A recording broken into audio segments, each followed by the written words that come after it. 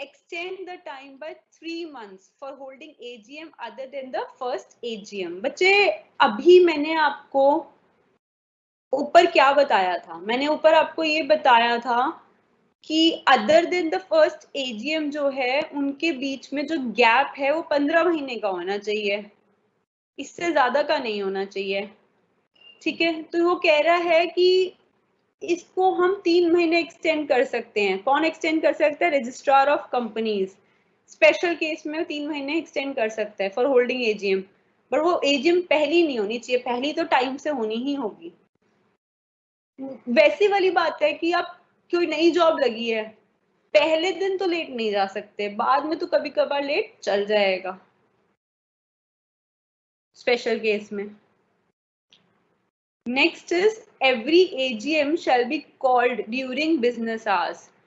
कहते हैं एजीएम जो होनी चाहिए ना वो सुबह 9 से शाम के 6 बजे के बीच में होनी चाहिए, किसी भी दिन हो सकती है, बट उस दिन नेशनल हॉलीडे नहीं होनी चाहिए।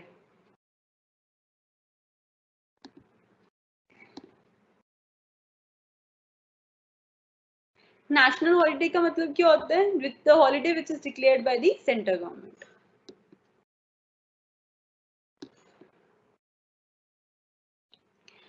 AGM to be held at registered office. देखिए बच्चे, ये कहता है कि जो एजीएम होगी ना वो registered office of the company पे होनी चाहिए। कंपनी जब अपने आप को रजिस्टर कराती है तो वो एक ना रजिस्ट्रेशन एक रजिस्टर्ड ऑफिस भी बनाती है अपना, कि वहीं से उसके जो काम है वो होंगे। तो जो पहली मीटिंग है वो पहली नहीं, मतलब जितनी भी मीटिंग्स हैं ये कह रहा है कि वो रजिस्टर्ड ऑफिस पे होनी चाहिए, और किसी और जगह पे भी हो सकती हैं, उसी सिटी में जहां पे रजिस्टर्ड ऑफिस है। मान लो रजिस्टर्ड ऑफिस दिल्ली में मॉडल टाउन में है, तो दिल्ली में मॉडल टाउन में ही अगर आपके पास रजिस्टर्ड ऑफिस में आपको नहीं करनी मीटिंग एजीएम तो कहीं और कर लो, बट दिल्ली के मॉडल टाउन में ही कर लो, वो ये कहता है। ये केस कि आपको जो मीटिंग है एनुअल जनरल मीटिंग वो आपको करनी रजिस्टर्ड ऑफिस में ही है, या रजिस्टर्ड ऑफिस जिस शहर में है उसी शहर में करनी है, ऐसा ना लिस्टेड कंपनीज के लिए जरूरी है। लिस्टेड कंपनीज कौन सी होती हैं? जो स्टॉक एक्सचेंजेस पे लिस्टेड होती हैं, जैसे कि हमारी Bombay stock exchange, national stock exchange. But जो हमारी अनलिस्टेड कंपनी होती हैं, जो Bombay stock exchange, national stock exchange पे लिस्टेड ही नहीं है, ऐसी जो कंपनीज हैं वो कहीं पर भी पूरे इंडिया में कर सकती हैं मीटिंग्स, अपनी एनुअल जनरल मीटिंग। बट तभी कर सकती हैं वो जब सारे शेयर होल्डर्स राइटिंग में लिख कर दे दें, इलेक्ट्रॉनिक मोड से राइटिंग में लिख कर दें, मतलब जैसे मेल पर लिख के दे दिया, या कैसे उन्होंने ई फॉर्म में लिख के दे दिया, कि एडवांस में वो मीटिंग होने से पहले वो सब लिख कर दे दें कि हाँ हम आ जाएंगे, हमें कोई दिक्कत नहीं है कहीं पे भी आने में, तो कहीं पर भी हो सकती है। नेक्स्ट पॉइंट क्या कहता है ये? कंपनी में give clear 21 days notice through ई मोड, इलेक्ट्रॉनिक मोड, दो email as a text or as an attachment to email or as a notification providing electronic link or uniform resource locator for accessing such notice। क्या बोल रहे हैं बच्चों? ये कह रहा है कि कंपनी को क्लियर नोटिस देना पड़ेगा 21 दिन का, इलेक्ट्रॉनिक मोड से, ईमेल से या अटैचमेंट टू ईमेल से या नोटिफिकेशन प्रोवाइडिंग इलेक्ट्रॉनिक लिंक या uniform resource locator for assessing such notice. किस चीज का देना पड़ेगा क्लियर 21 दिन का नोटिस? एनुअल जनरल मीटिंग का।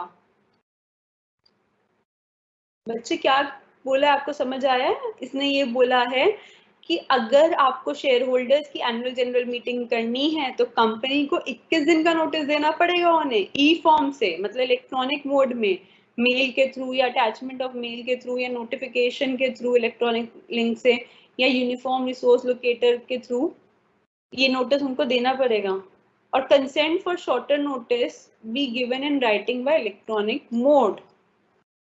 अगर 21 दिन का नोटिस नहीं, कम दिन का नोटिस चल जाएगा शेयर होल्डर्स को, तो इस बात की कंसेंट ना राइटिंग में शेयर होल्डर्स को देनी पड़ेगी कि ठीक है हम कम दिन के नोटिस पे भी अटेंड कर लेंगे meeting. Consent for shorter notice मतलब 21 दिन से कम का नोटिस अगर मिला तो भी हम मीटिंग अटेंड कर लेंगे, इसके लिए कंसेंट जो है वो कम से कम 95% ऑफ मेंबर्स को देनी पड़ेगी, उनको वोट करना पड़ेगा इतना। Irrespective of AGM EGM. मतलब कम से कम 95% मेंबर्स अगर ये कहेंगे कि शॉर्टर नोटिस हमारे को ओके है, तो भी हम मीटिंग अटेंड कर लेंगे, चाहे वो एजीएम होगी चाहे ईजीएम होगी, तो जाके हम ये मानेंगे कि हाँ शॉर्टर नोटिस पर भी ये मीटिंग अटेंड कर लेंगे।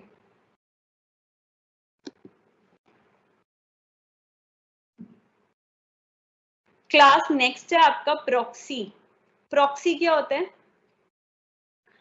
आप लोग कॉलेज स्टूडेंट्स हैं, सेकेंड ईयर के स्टूडेंट्स हैं, तो आपने सुना होगा कि आपका कोई फ्रेंड नहीं आया, अटेंडेंस हो रही है, तो आपने प्रॉक्सी मार दी उसकी।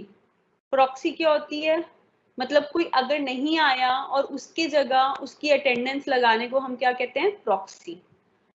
तो अगर मान लो कि मीटिंग है शेयर होल्डर्स की और शेयर होल्डर नहीं पहुंच पा रहा उस मीटिंग में, तो वो अपनी जगह किसी और इंसान को भेज सकता है, उसका रिप्रेजेंटेटिव, जो उसके बिहाफ पर मीटिंग अटेंड करेगा।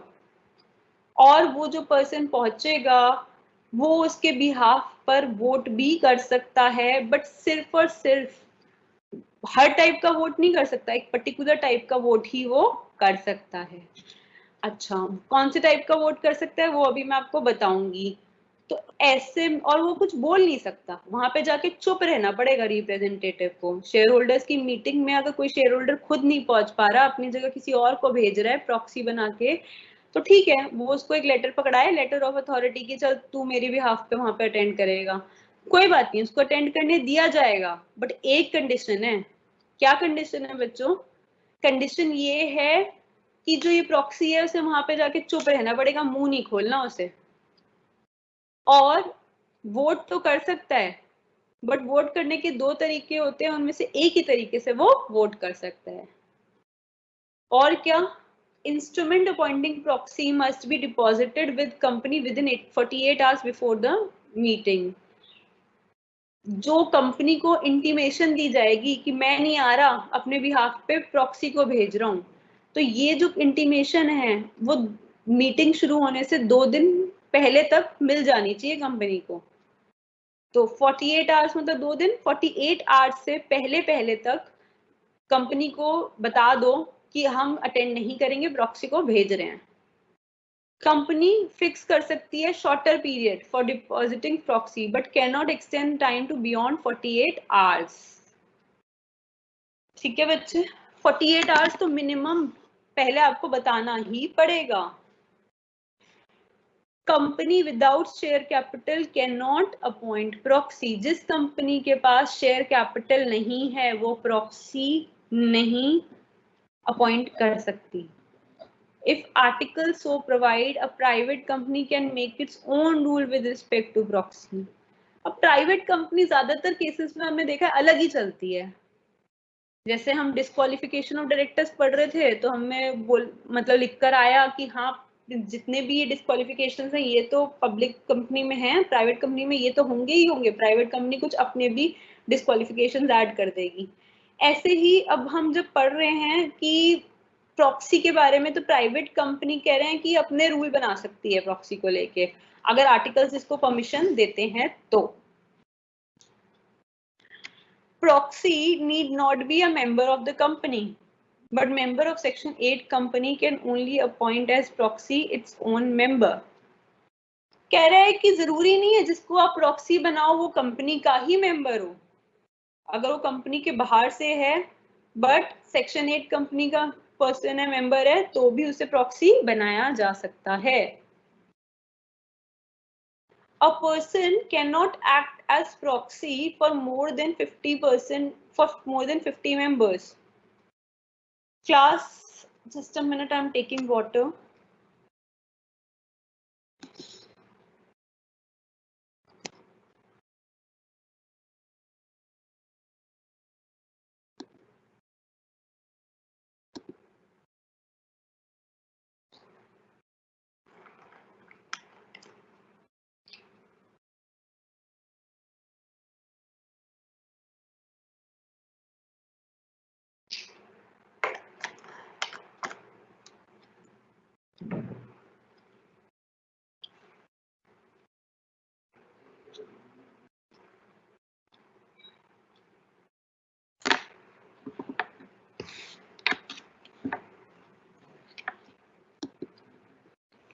ओके क्लास, तो हम किस पॉइंट पे थे?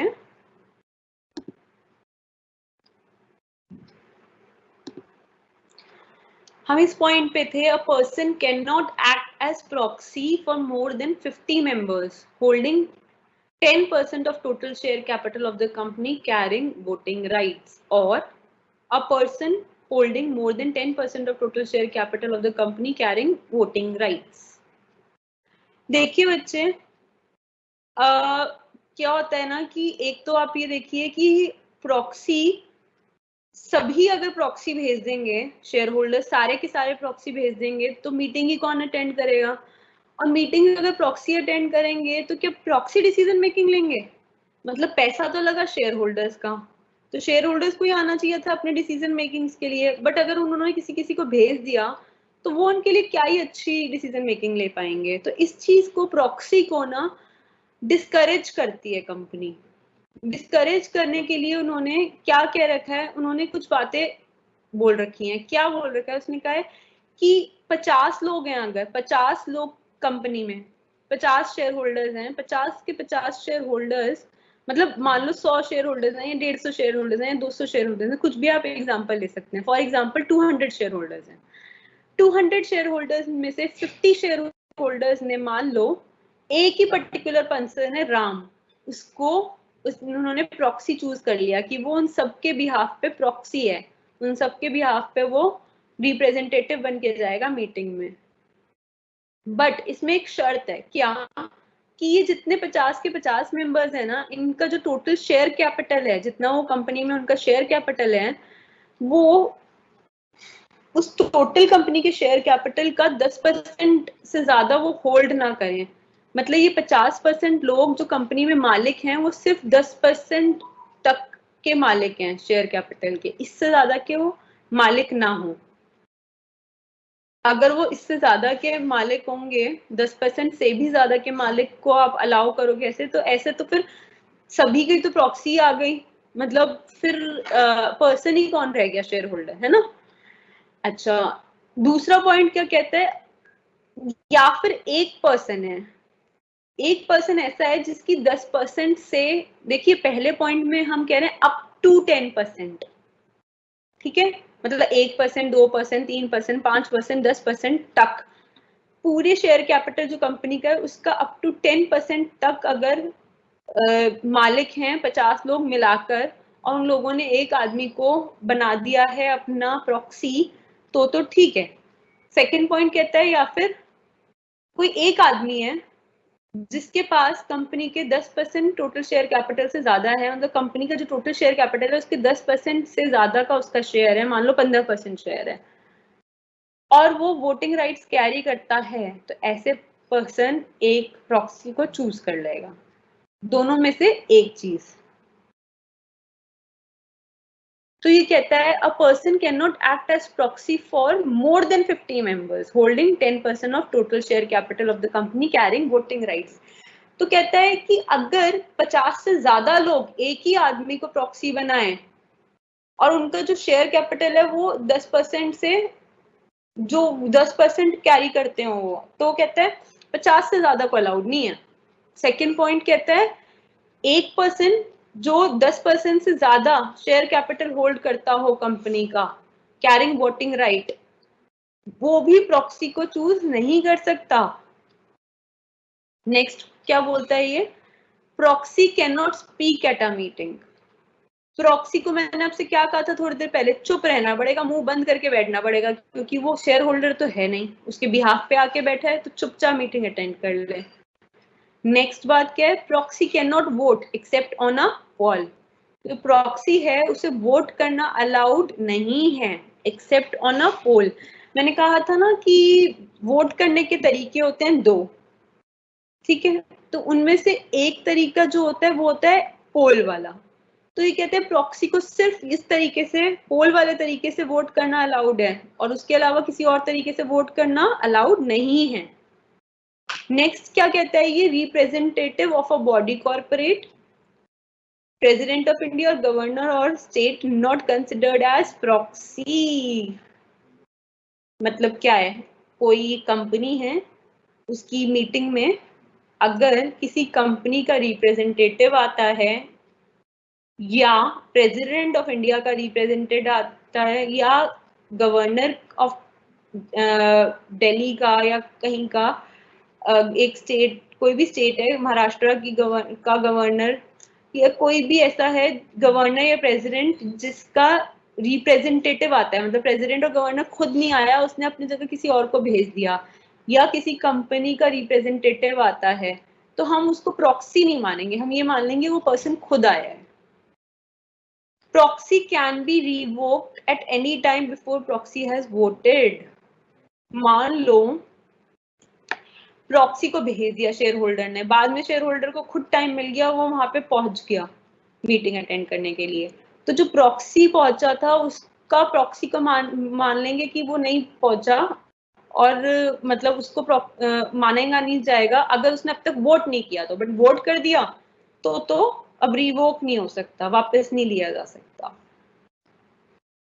और क्या बोलता है ये, proxy stands revoked if member personally attends the meeting or dies and company has notice of death. proxy revoke माना जाएगा कब, मान लो मैं एक शेयर होल्डर हूं, मैंने भेज दिया अपने बिहाफ पे किसी प्रॉक्सी पर्सन को, जहां मेरे बिहाफ पे मीटिंग अटेंड कर लिया, एनुअल जनरल मीटिंग, ठीक है, अब मेरे बिहाफ पे प्रॉक्सी वहां पे वोट कर सकता है पोल, बट पहले की वो प्रॉक्सी, मतलब वहां पे प्रॉक्सी पहुंच गया, बट कंपनी के पास ना फटाफट से इंफॉर्मेशन पहुंचती है कि जो वो मैम है जिनका जो शेयर होल्डर है वो मर गई हैं, तो ऐसे केस में जो प्रॉक्सी है वो अब जो भी उसने किया अब तक वोट या जो भी उसकी अटेंडेंस है सब रिवोक हो जाएगी, उसको माना नहीं जाएगा।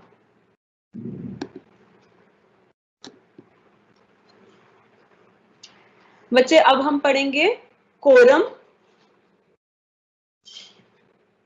पब्लिक कंपनी का कोरम और फिर प्राइवेट कंपनी का कोरम, कोरम होता क्या है ये भी, but before that we now head towards a 2 minutes break.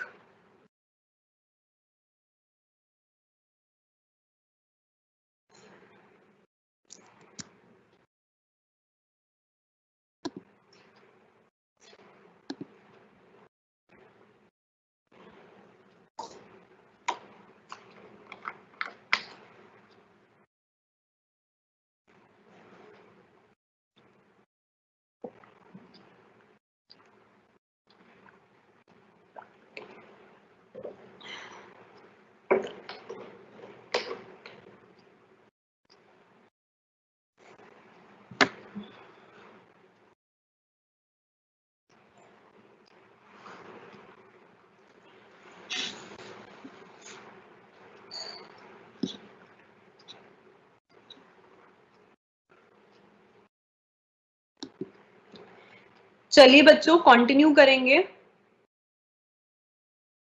Public company का कोरम क्या होता है, कोरम क्या है बच्चों, कोरम है एक मिनिमम अटेंडेंस जो चाहिए ही चाहिए मीटिंग के अंदर, किसकी, शेयर होल्डर्स की, प्रॉक्सी को नहीं इंक्लूड करेंगे इसमें। मान लीजिए एक एनुअल जनरल मीटिंग है, उसके अंदर शेयर होल्डर्स कुछ जा पाते हैं, कुछ अपने प्रॉक्सीज को भेजते हैं, तो देखिए अगर ये कोरम नहीं रखेंगे कि मिनिमम इतने तो शेयर होल्डर्स आने ही चाहिए तभी मीटिंग हो सकती है, तो सभी अपने प्रॉक्सी को भेज देंगे, तो वो क्या अच्छा डिसीजन मेकिंग कर पाएगा, कोई अच्छी डिसीजन मेकिंग कर पाएगा प्रॉक्सी, नहीं। तो इसीलिए एक ना मिनिमम नंबर बताया गया है कि इतने नंबर तो होने ही चाहिए, किसके, शेयर होल्डर्स के एक मीटिंग के अंदर, मतलब शेयर होल्ड इतने, मतलब कोई भी मीटिंग होगी ठीक है उसमें प्रॉक्सीज को भेज सकते हैं शेयर होल्डर्स, बट कुछ पर्टिकुलर तो शेयर होल्डर्स भी आने चाहिए, वरना हम उस मीटिंग को मानेंगे नहीं, करेंगे ही नहीं ऐसी मीटिंग। तो कितने नंबर ऑफ शेयर होल्डर्स होने जरूरी है एक मीटिंग को होने के लिए, तो ये कहता है अगर पब्लिक कंपनी है और उस पब्लिक कंपनी में नंबर ऑफ मेंबर्स जो है, नंबर ऑफ शेयर होल्डर्स जो हैं वो 1000 से ज्यादा नहीं है, तो ऐसे केस में 5 मेंबर्स तो कम से कम, मतलब उन 1000 में से कम 5 लोग तो शेयर होल्डर्स तो मीटिंग अटेंड करें, तो जाके उन्हें मीटिंग करने के लिए अलाउ करेंगे, वरना अलाउ नहीं करेंगे।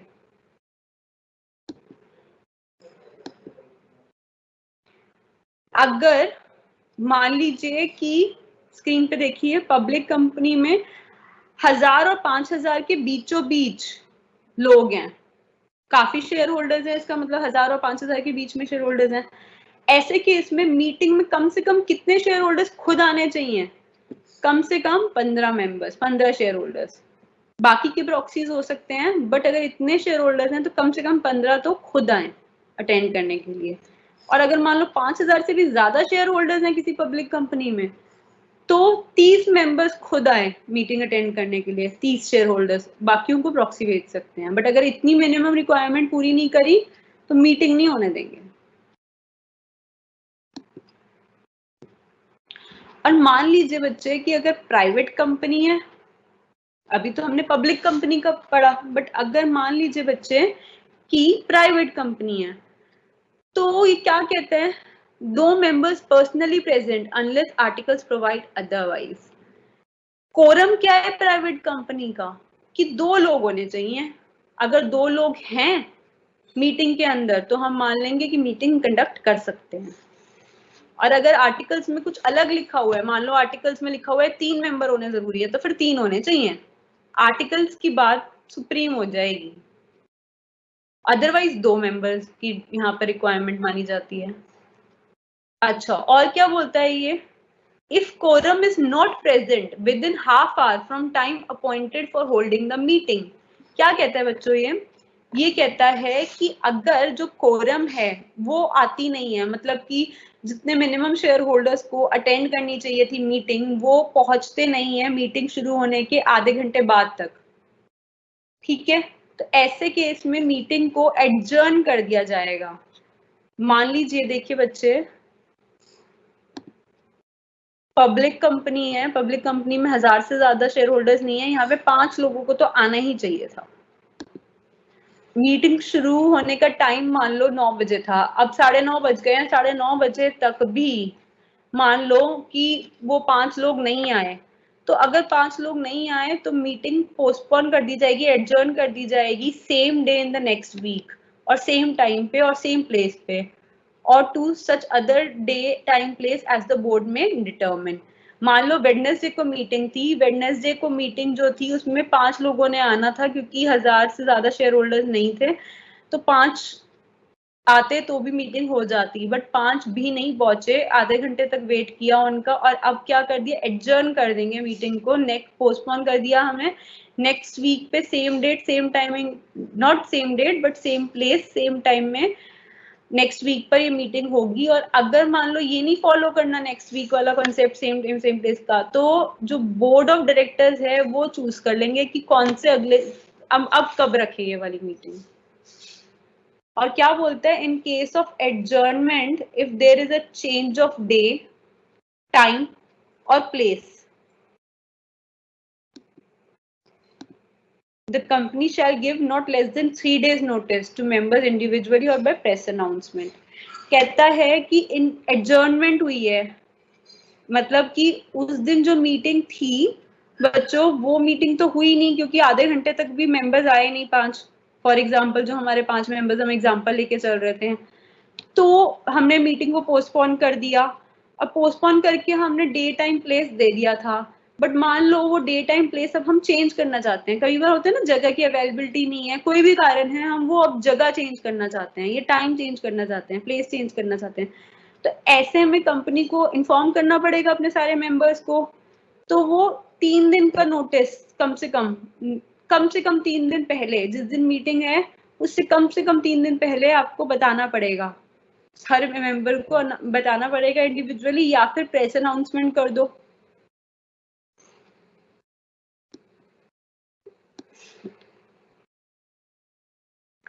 अब बच्चे नया टॉपिक है आपका रेजोल्यूशन। बच्चे हम नया टॉपिक रेजोल्यूशन का स्टार्ट करें, इससे पहले क्विकली आप रिकैप्चुलेट करें कि हमने क्या क्या पढ़ा है अभी तक।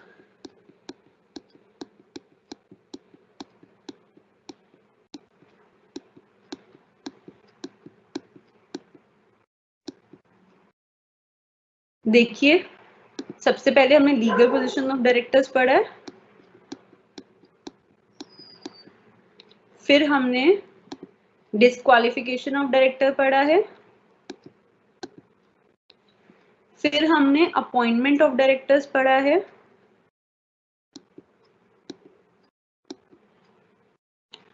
फिर हमने managing director, whole time director का डिफरेंस पढ़ा है, मीटिंग्स किस किस टाइप की होती हैं वो पढ़ा है, फिर एनुअल जनरल मीटिंग को बिल्कुल डेप्थ में पढ़ा है, फिर प्रॉक्सी किसे कहते हैं ये डेप्थ में पढ़ा है, ये सब एग्जाम में आए हुए क्वेश्चंस है बच्चों। फिर हमने कोरम को पढ़ा है डेप्थ में।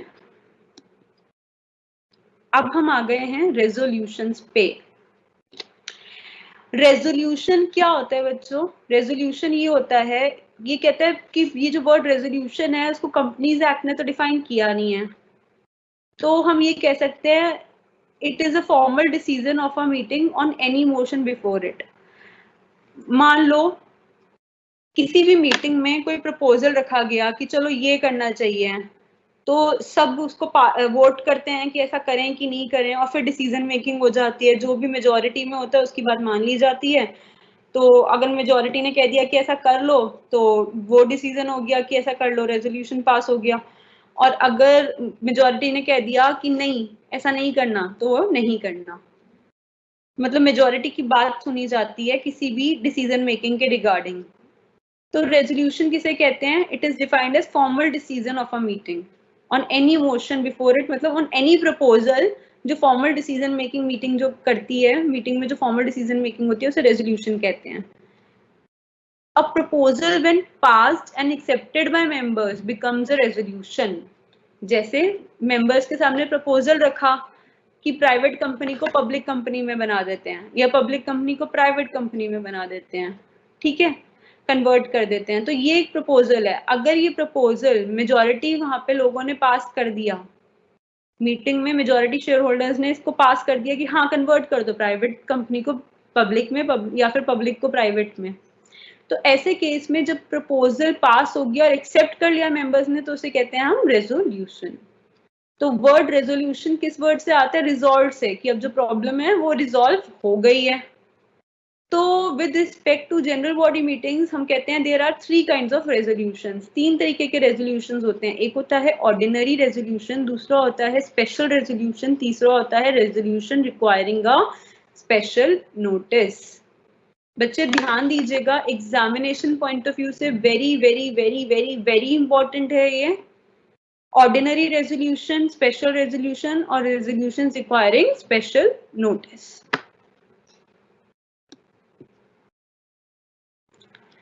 अब बच्चे ऑर्डिनरी रेजोल्यूशन क्या होता है, स्पेशल रेजोल्यूशन क्या होता है, हमें डिफरेंस पता होना चाहिए दोनों का। तो ऑर्डिनरी रेजोल्यूशन किससे डील करता है, सेक्शन क्या है पहले तो ये बताइए। ऑर्डिनरी रेजोल्यूशन का सेक्शन है 114 सबसेक्शन 1 और स्पेशल रेजोल्यूशन का सेक्शन क्या है 114 सबसेक्शन 2। तो ऑर्डिनरी रेजोल्यूशन पॉइंट 1 में बोल रखा है कि deals with ordinary resolution, special resolution deals with special resolution. Second, nature of business. तो ये कह रहा है कि usually the items of ordinary business requires an ordinary resolutions, और स्पेशल रेजोल्यूशंस की आइटम्स जो होती हैं बिजनेस की वो रिक्वायर करती हैं स्पेशल रेजोल्यूशन। कहने का मतलब क्या है कि जहां पर ऐसा लगता है कि अरे बहुत ही इंपॉर्टेंट बात है बिजनेस की, कंपनी के बिजनेस की बहुत ही ज्यादा इंपॉर्टेंट बात है, तो वहां पे तो हमें स्पेशल रेजोल्यूशन पास करना होता है। और जहां पे हमें लगता है अरे नॉर्मल सी बात है डे टू डे की, वहां पे हमें ऑर्डिनरी रेजोल्यूशन पास करना होता है। तीसरा पॉइंट है मेजॉरिटी। तो क्या कहता है ये, इन case of an ordinary resolution votes cast in favor of a resolution should be more than the votes cast against it. In other words, it is passed by simple majority। मतलब कहने का मतलब है ऑर्डिनरी रेजोल्यूशन में 50% से ज्यादा लोग अगर ये कह रहे हैं कि ठीक है रेजोल्यूशन को पास कर दो तो वो पास हो गया।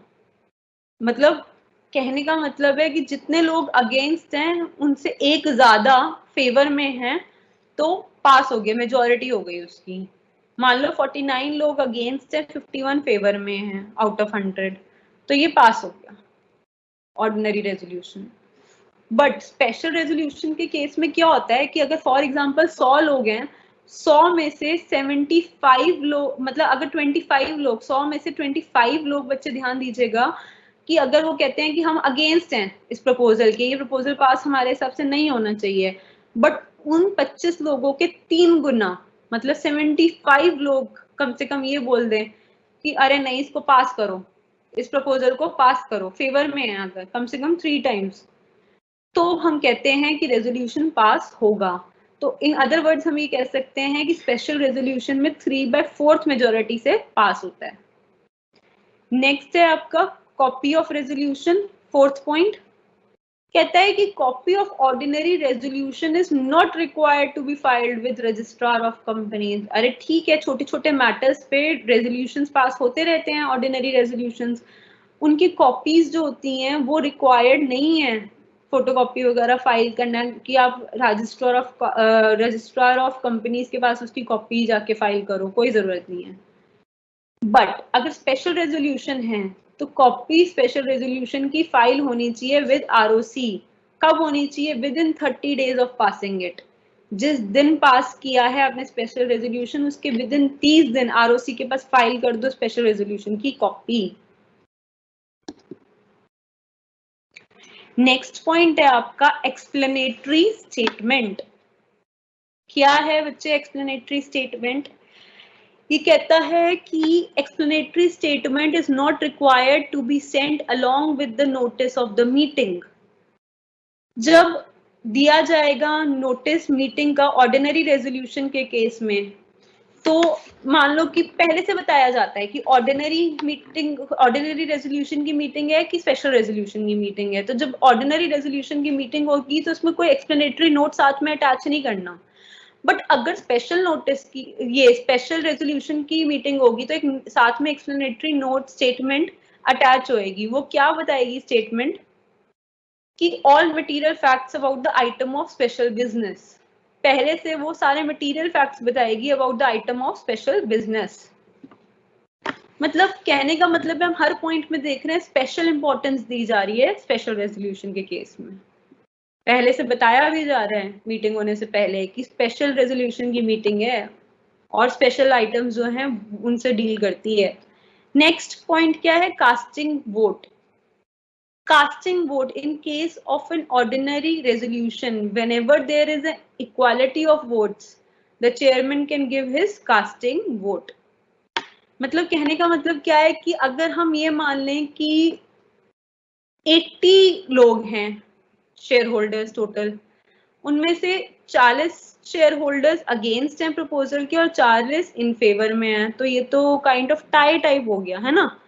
तो ऐसे केस में ऑर्डिनरी रेजोल्यूशन में कौन जीतेगा? कौन, मतलब कि पास करें कि नहीं करें प्रपोजल को? तो वो कहते हैं कि चेयरमैन का वोट ले लेंगे। फिर चेयरमैन का वोट जिसके फेवर में होगा वो कर लेंगे। अगर चेयरमैन का ये होता है, चेयरमैन कहता है कि मेरे हिसाब से इस प्रपोजल को पास करना चाहिए, तो फिर इसको प्रपोजल को पास कर देंगे। चेयरमैन कहता है इस प्रपोजल को पास नहीं करना चाहिए, तो फिर ऑर्डिनरी रेजोल्यूशन पास नहीं होगा। अब कास्टिंग वोट इस केस में क्या होता है? स्पेशल रेजोल्यूशन के केस में there is no question of a casting vote in case of a special resolution. हो ही नहीं सकता क्वेश्चन। अब बताओ हो सकता है? हम क्या कहते हैं? हम कहते हैं जितने भी मेंबर्स हैं, मान लो 100 शेयर होल्डर्स थे, तो 100 में से अगर 25 अगेंस्ट में बोलेंगे तो उसके कम से कम 3 गुना, मतलब 75 कम से कम शेयर होल्डर्स को उसके फेवर में बोलना है प्रपोजल के, तो जाके प्रपोजल पास होगा। 3/4 मेजोरिटी से पास होता है। तो ऑलरेडी वो 3/4 मेजोरिटी से पास होता है, तो ऐसे केस में हमारे को कास्टिंग वोट चेयरमैन का तो चाहिए ही नहीं।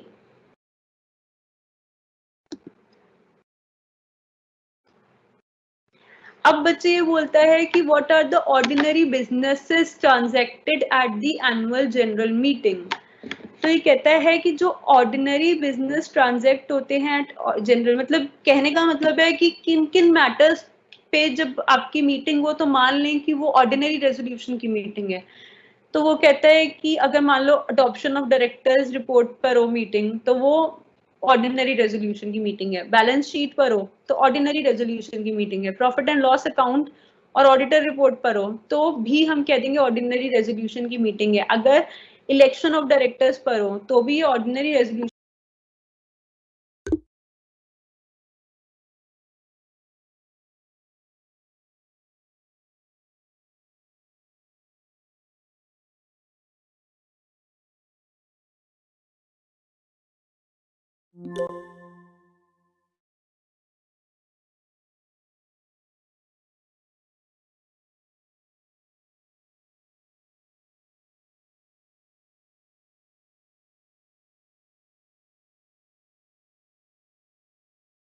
की मीटिंग है। अगर डिक्लेरेशन ऑफ डिविडेंड पर हो मीटिंग तो हम कह देंगे तो भी ऑर्डिनरी रेजोल्यूशन पर है।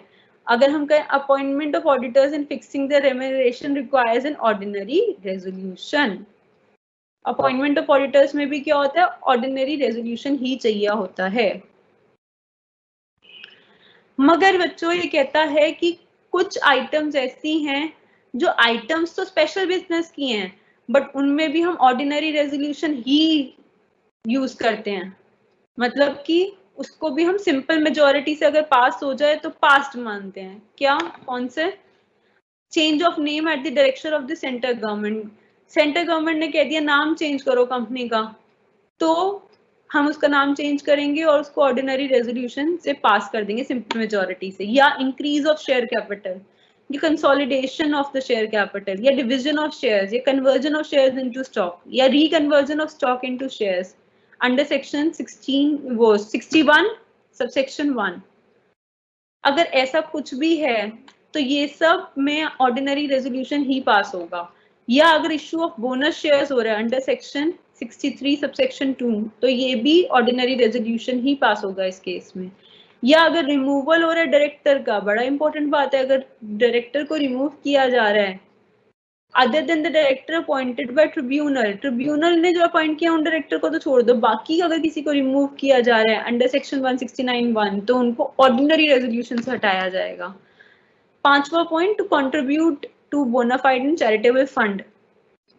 तो अगर कोई कंपनी ये डिसाइड करती है कि या प्रपोजल रखती है कि हमें चैरिटेबल फंड में कंट्रीब्यूशन करना है तो ऐसे केस में भी ऑर्डिनरी रेजोल्यूशन पास होगा। अगर सिंपल मेजोरिटी से पास होगा, अगर मतलब मेजोरिटी ने कह दिया कि हाँ ठीक है कर दो तो हो जाएगा, वरना नहीं। नेक्स्ट क्या है बच्चों, to alter the memorandum of the company in any of the following ways under section 13 subsection 1।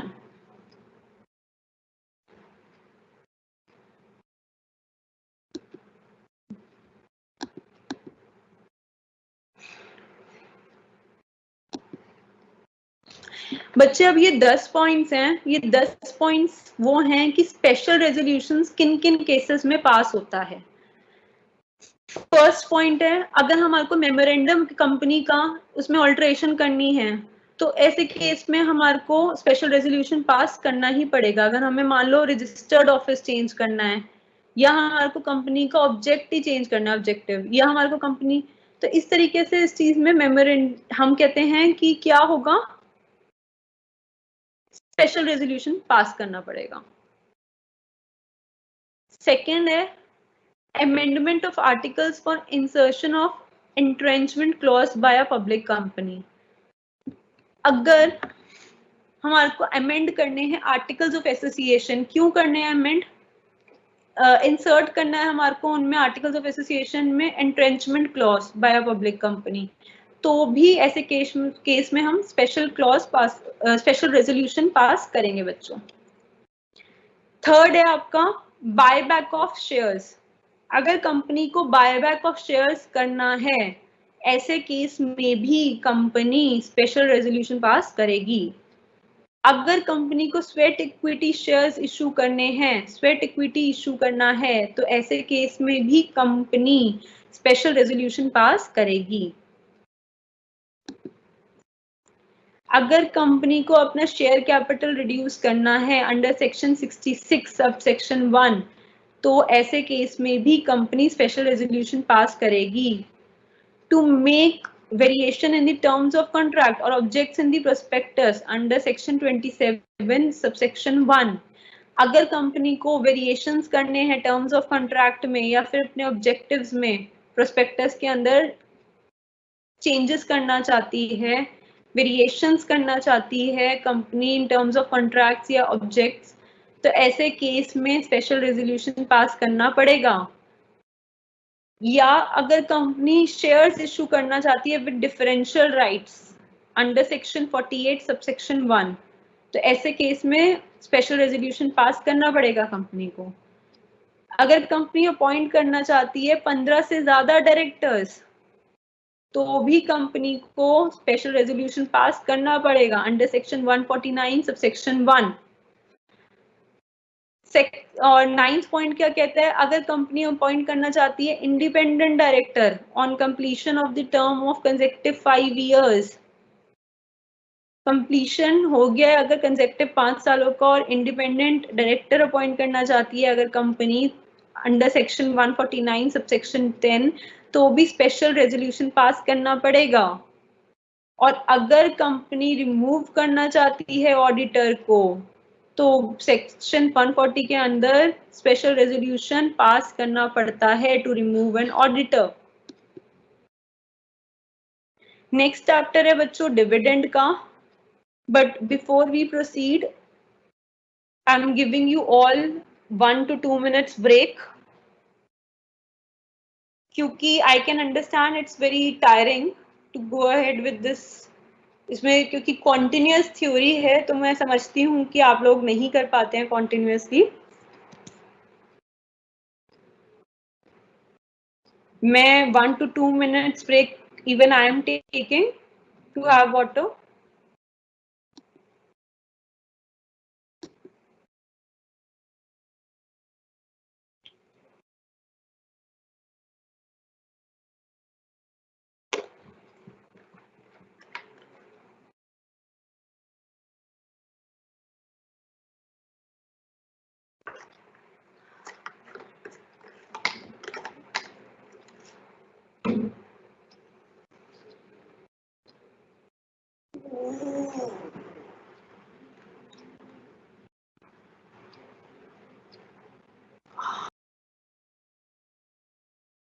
है कि डिविडेंड को ऐसे बोलते हैं।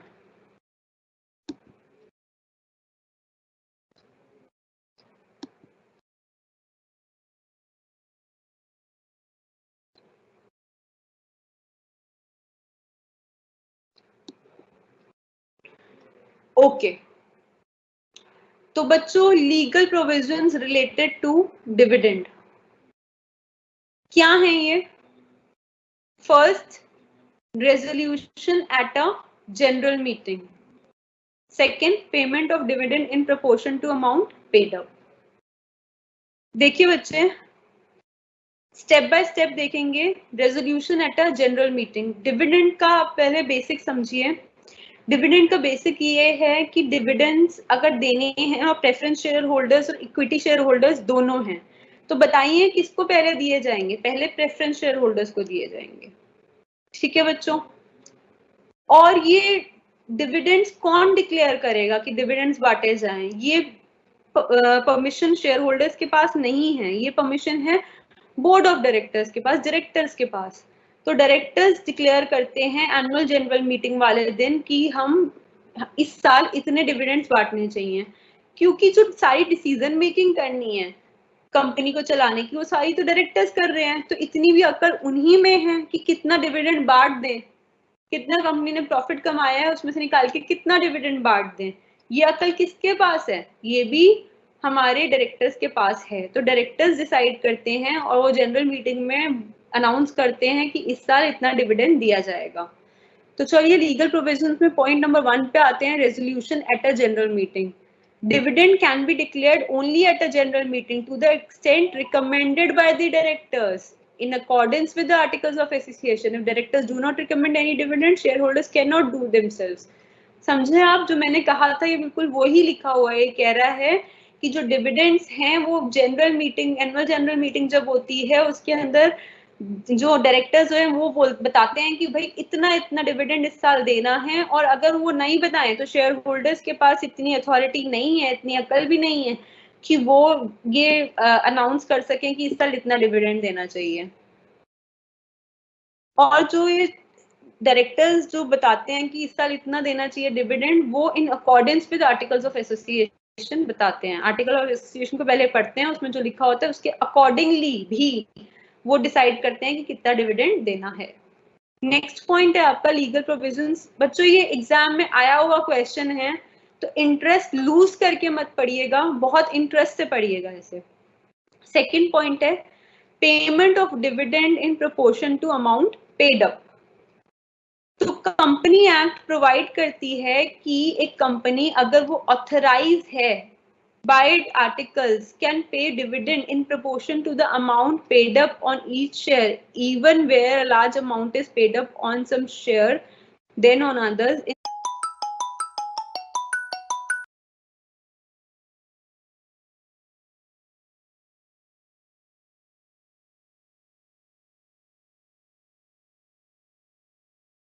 The absence of a provision in the articles authorizing payment of dividend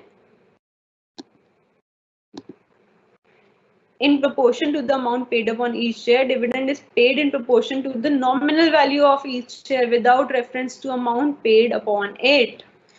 ये क्या कह रहा है? ये कह रहा है कि कंपनी एक्ट प्रोवाइड करती है, अगर उसके आर्टिकल्स अलाउ करें कि कंपनी पे कर सकती है dividend in proportion to the amount paid up on each share, even when a large amount is paid up on some shares other than on others. कहने का मतलब यहाँ पे क्या है, लास्ट लाइन ध्यान से पढ़िए।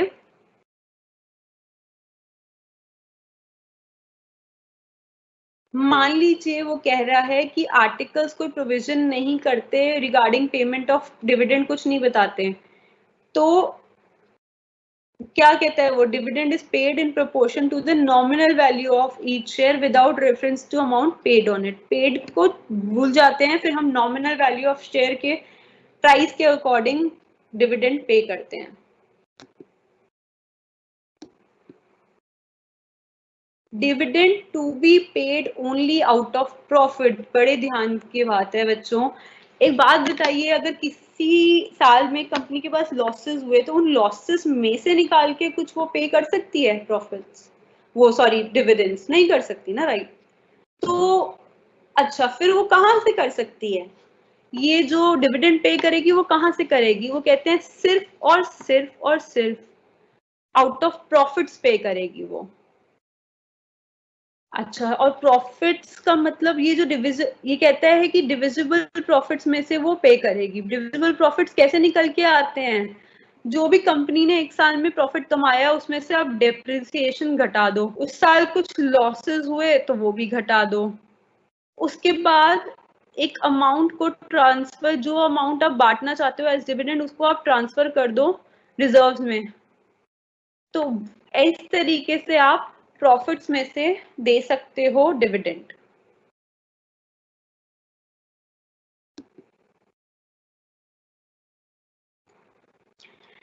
क्या कहता है ये कहता है कंपनी की एक अमेंडमेंट, वैसे तो हम पढ़ते हैं कंपनी एक्ट 2013, बट कंपनी का अमेंडमेंट आया था कंपनी एक्ट में, तो इसलिए हम कहते हैं कंपनी अमेंडमेंट एक्ट 2017। उसके अंदर वो क्या बता रहे हैं, वो उसमें बता रहा है कि according to section 123 subsection 1, dividend shall be declared or paid by any company for any financial year only out of profits of a company for that year arrived at after providing for depreciation in accordance with this, or out of the profits of company for any previous financial year arrived after providing for depreciation remaining undistributed, or out of both।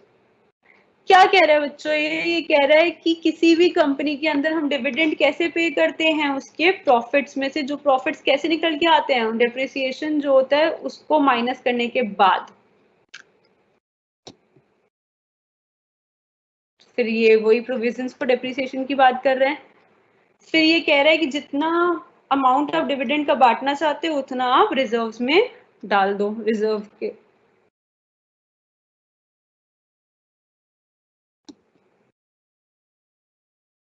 और क्या कहता है कि मान लो किसी company को loss हुआ है एक पर्टिकुलर साल में और वो फिर भी देना चाहती है डिविडेंड्स, तो दे सकती है। कैसे? उसके जो पिछले सालों के प्रॉफिट्स हैं उसमें से दे सकती है। और ये कह रहा है कि आप जब भी ऐसे केस में देना चलेंगे डिविडेंड, तो आपको प्रॉफिट में से पहले उस साल का लॉस, पिछले साल के प्रॉफिट्स में से इस साल का लॉस पहले आप माइनस करेंगे, बच्चा कुचा जो अमाउंट होगा उसमें से जो आप देना चाहते हैं उसमें से भी आप डेप्रिसिएशन माइनस करेंगे, उसके बाद जो बच्चा कुचा अमाउंट होगा उसको आप एज डिविडेंड देना चाहते हैं तो फिर आप उसको रिजर्व अकाउंट में ट्रांसफर करेंगे।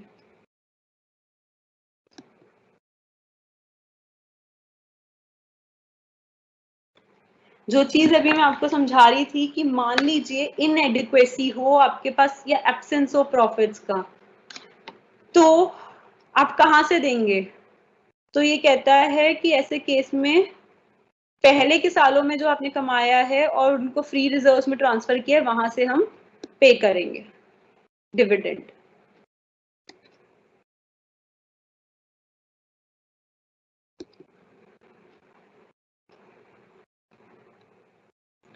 चलिए बच्चों, ये 4 पॉइंट हैं डिविडेंड्स के रूल्स 2014 में जो आए थे, वो हमारे को 4 पॉइंट्स प्रोवाइड करते हैं जो कि बहुत इंपॉर्टेंट हैं। क्या है ये 4 पॉइंट्स बच्चों?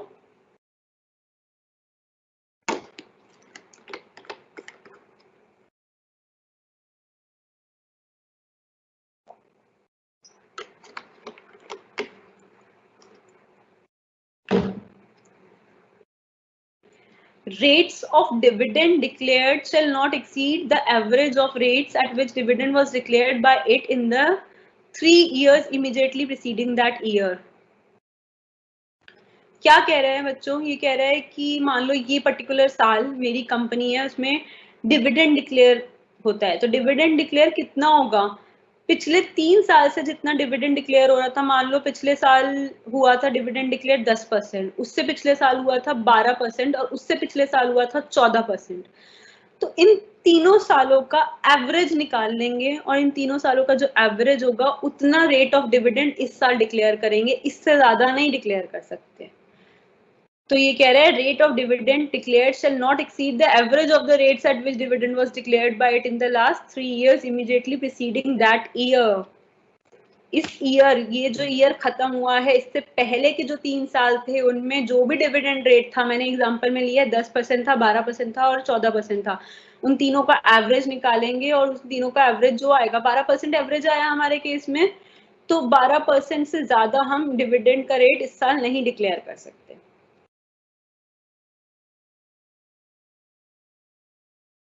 सेकेंड पॉइंट क्या कहता है? Total amount to be drawn from such accumulated profits shall not exceed an amount equal to 1/10 of the sum of its paid up share capital and free reserves। बच्चों क्या कह रहा है ये कह रहा है कि amount to be drawn from such accumulated profits shall not exceed an amount equal to 1/10 of the sum of its paid up share capital and free reserves। मतलब ये कहता है कि जो भी इसके पेड अप शेयर कैपिटल है और जो फ्री रिजर्व्स हैं, उन दोनों को आपस में जोड़ लो, ऐड कर लो, उनका 1/10 अमाउंट निकाल लो, मतलब 1/10वां हिस्सा इसका। और जो ये टोटल अमाउंट आप ड्रॉ करोगे डिविडेंड के लिए इन एक्यूमुलेटेड प्रॉफिट्स में से, वो अमाउंट 1/10 से ज्यादा नहीं होनी चाहिए of paid up share capital and free reserve की एडिशन की। मतलब जितना आपका पेड अप शेयर कैपिटल और फ्री रिजर्व है दोनों को ऐड किया, मान लो paid up share capital 6 lakh था, फ्री रिजर्व 4 लाख थे, तो टोटल हो गया 10 लाख। 10 लाख का आप 1/10वां हिस्सा निकाल लो, वो आएगा आपका 1 लाख। तो वो कह रहा है कि ये जो 1 लाख है, इससे ज्यादा नहीं आप डिविडेंड बांट सकते, उससे ज्यादा आप एक्यूमुलेटेड प्रॉफिट से नहीं ड्रॉ कर सकते।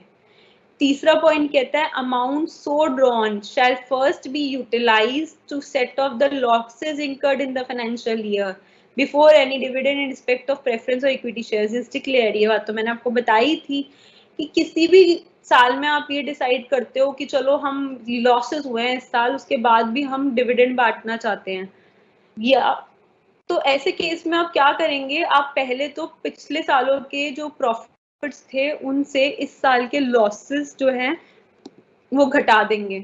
तो सेट ऑफ हो गए लॉसेस। जब लॉसेस सेट ऑफ हो गए आपके, उसके बाद जो बच्चा कुचा अमाउंट है उसमें से आपने डेप्रिसिएशन माइनस किया और उसके बाद जो बचा कुचा अमाउंट है बच्चों उनमें से आप डिविडेंड बांटोगे प्रेफरेंस और इक्विटी शेयर होल्डर्स को, वो ये कह रहा है। Fourth point, balance of reserves after such withdrawal shall not fall below 15% of its paid up share capital.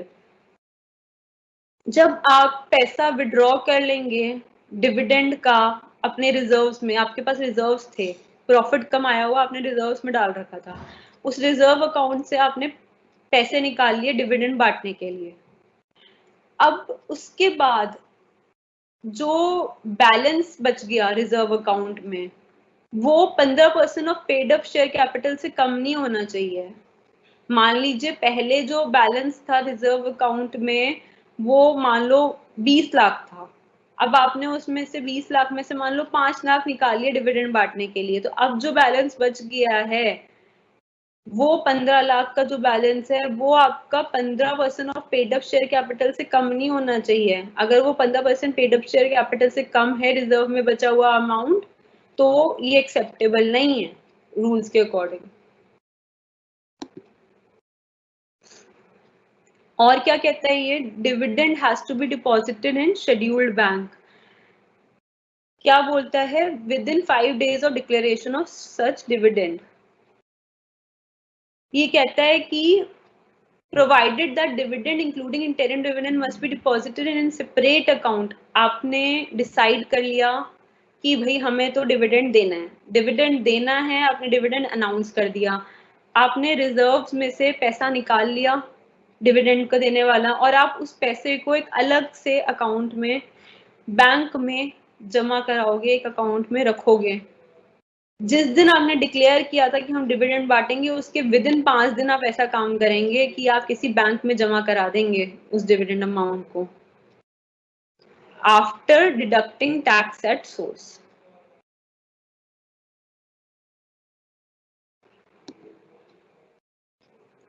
Next क्या कहता है, dividend payable only in cash. ये कहता है भाई डिविडेंड जब भी पे होएगा बच्चों तो हमेशा कैश में पे होगा।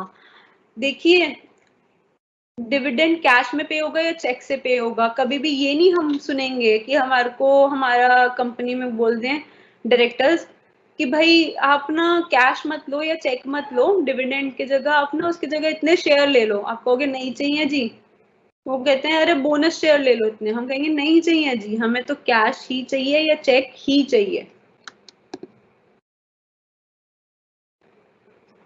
Section 125 subsection 5 further provides that any dividend payable in cash may be paid by check or warrant or any electronic mode to the shareholder entitled to the payment of dividend.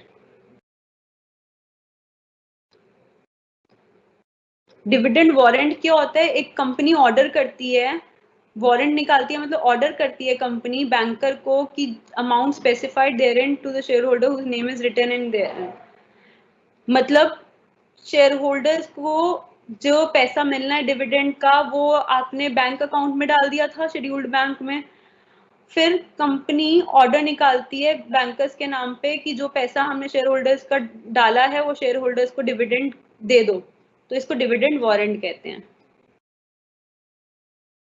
Share holders ये चाहेंगे कि उनका जो dividend है वो directly उनके bank account में credit आ जाए, वो आ जाएगा। नेक्स्ट है आपका डिक्लेरेशन ऑफ डिविडेंड, ये लास्ट पॉइंट है हमारे डिविडेंड वाले क्वेश्चन का, एग्जाम में आया हुआ क्वेश्चन है डिविडेंड का, वेरी वेरी इंपॉर्टेंट, इसलिए ध्यान से पढ़िएगा बच्चों। Declaration of dividend not allowed in case of contravention of section 73 and 74। अगर सेक्शन 73 74 किस बात से रिलेट करते हैं to the acceptance and repayment of public deposits. अगर सेक्शन 73 और 74 जो रूल्स रखते हैं, जो कंडीशंस रखते हैं वो फुलफिल नहीं करी थी, उसमें गलतियां करी थी अगर कंपनी ने, तो डिक्लेरेशन ऑफ डिविडेंड अलाउड नहीं है।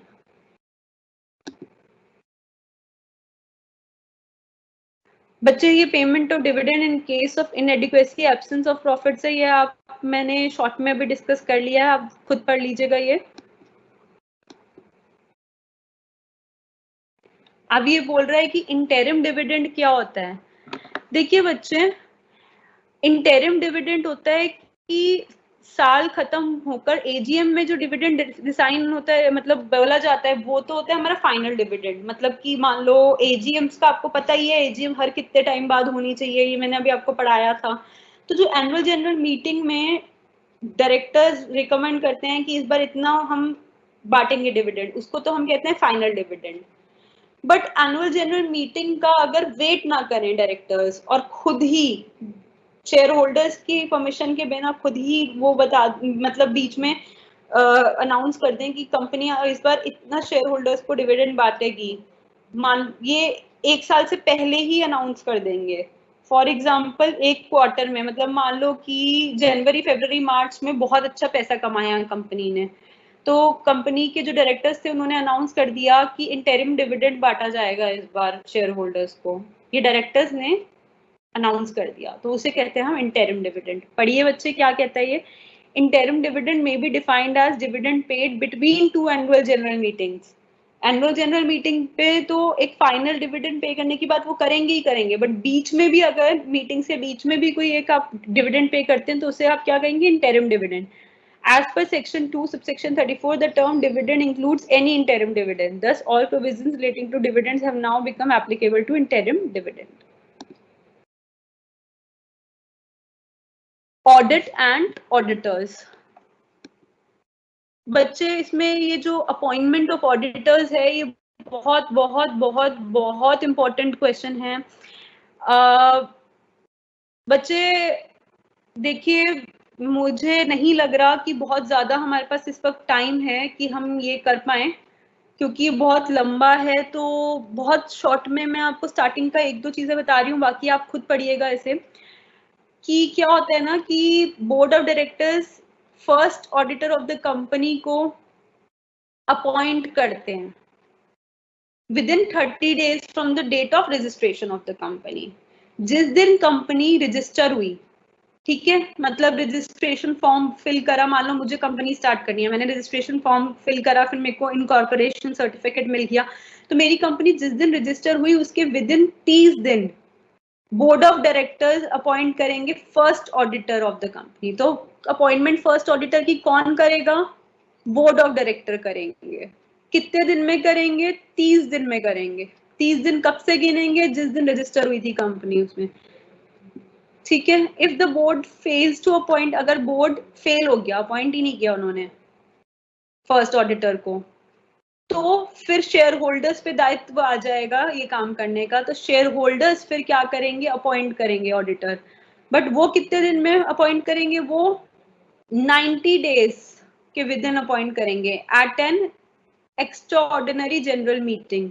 वो एक एक्स्ट्राऑर्डिनरी जनरल मीटिंग ईजीएम बुलाएंगे, और उस ईजीएम के जिस दिन वो मीटिंग करेंगे उस दिन वो डिसाइड करेंगे हमें ऑडिटर, फर्स्ट ऑडिटर को अपॉइंट करना है, उसके with in 90 days at an extraordinary general meeting वो अपॉइंट कर देंगे।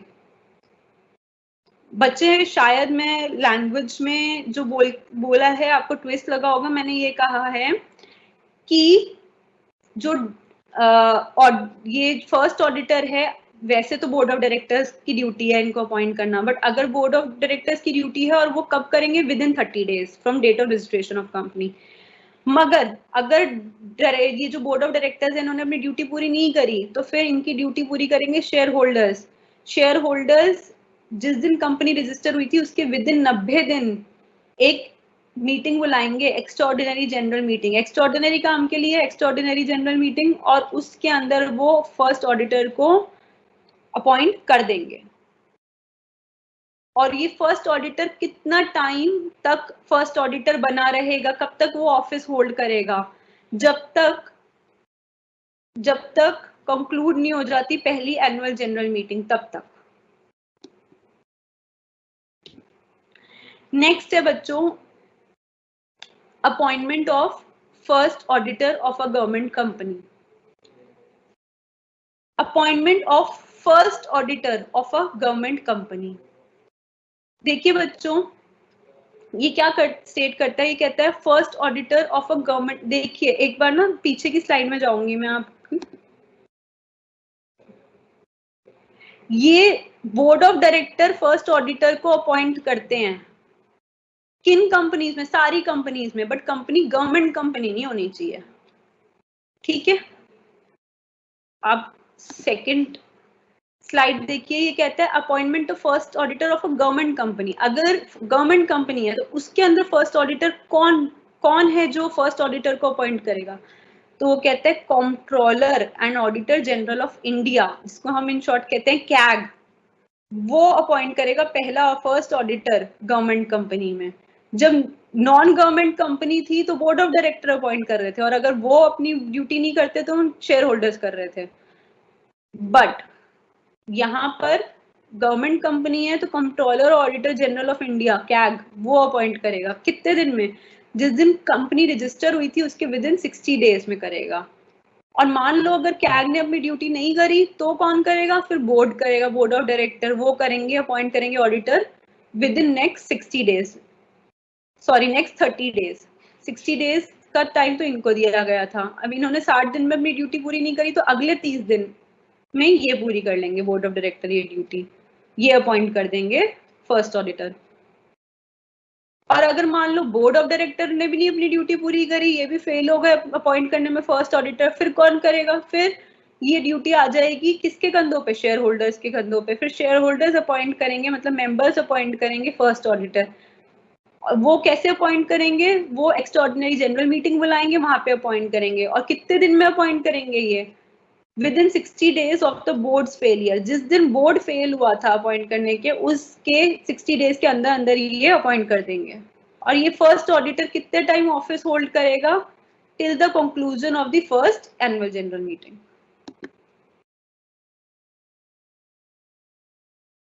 नेक्स्ट क्या है बच्चों? Appointment of subsequent auditor. ये बच्चों मुझे बताओ कि इसको कौन अपॉइंट करेगा? मतलब सब्सीक्वेंट ऑडिटर का मतलब होता है अगर नॉन गवर्नमेंट कंपनी है तो नॉन गवर्नमेंट कंपनी में पहला डायरेक्टर सॉरी फर्स्ट ऑडिटर तो हमें पता है कि बोर्ड ऑफ डायरेक्टर्स ने अपॉइंट कर दिया। उसके बाद के जो डायरेक्ट ऑडिटर्स हैं, second auditor, third auditor, fourth auditor, वो कौन अपॉइंट करेगा? तो उसके बारे में ये कहता है कि every company shall at first annual general meeting, कब कब करेंगे सब्सिक्वेंट ऑडिटर्स को अपॉइंट? एनुअल जनरल मीटिंग्स में। और वो कितने टाइम के लिए ऑफिस होल्ड करेंगे? वो होल्ड करेंगे ऑफिस कितने टाइम के लिए बच्चों? Who shall hold the office from the conclusion of the meeting till the conclusion of 6th annual general meeting.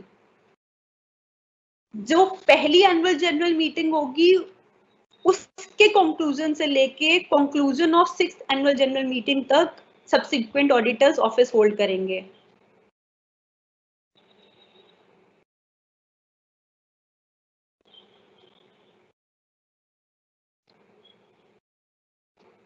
In other words, appointment of auditors need ratification of shareholders every year at the AGM. तो इसका मतलब, कहने का मतलब ये है कि हम ये कह सकते हैं कि जो सब्सीक्वेंट ऑडिटर्स हैं वो हम एनुअल जनरल मीटिंग पर ही अपॉइंट करते हैं। क्यों? क्योंकि हमारे को परमिशन लेनी होती है शेयर होल्डर्स की कि ठीक है इनको अपॉइंट कर दें हम ऑडिटर्स को, इन सब्सीक्वेंट ऑडिटर्स।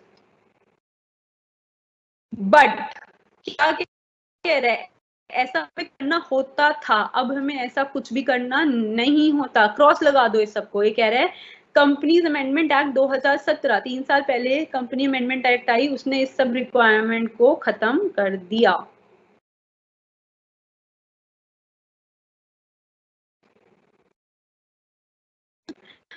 बच्चे अभी ये तो बहुत ज्यादा लंबा है और हमारा क्लास तो ओवर होने वाला है, तो I am switching over to next topic now. आप बाकी का खुद पढ़ लीजिएगा। हमारा लास्ट चैप्टर रहेगा इसमें winding up. Winding up of company. Company wind up हो जाती है, मतलब वो एग्जिस्ट करना बंद कर देगी। वो किस केस में कंपनी को वाइंड अप किया जाएगा?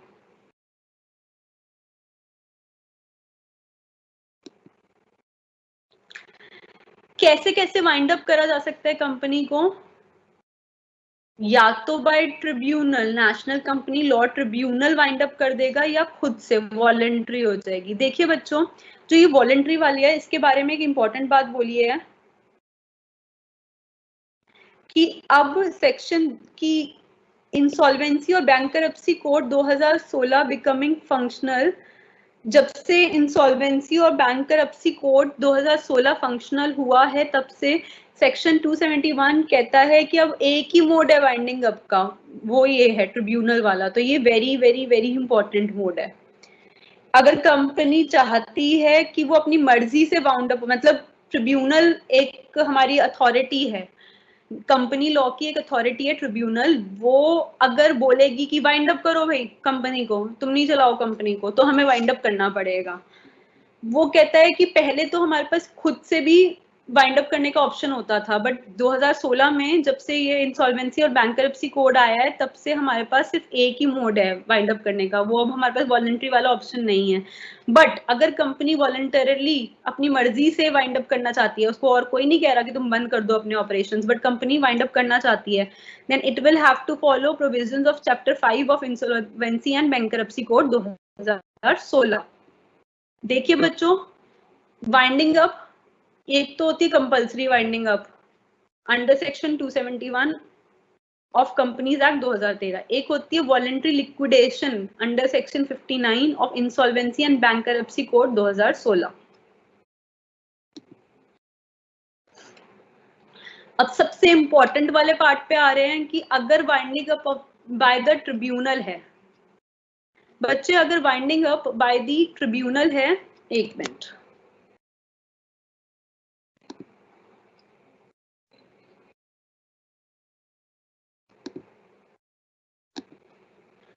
अगर winding up by the tribunal है, तो ऐसे केस में क्या होता है कि जो हमारा नेशनल कंपनी लॉ ट्रिब्यूनल है, वो ये कह देगा कि भाई वाइंड अप करो कंपनी को।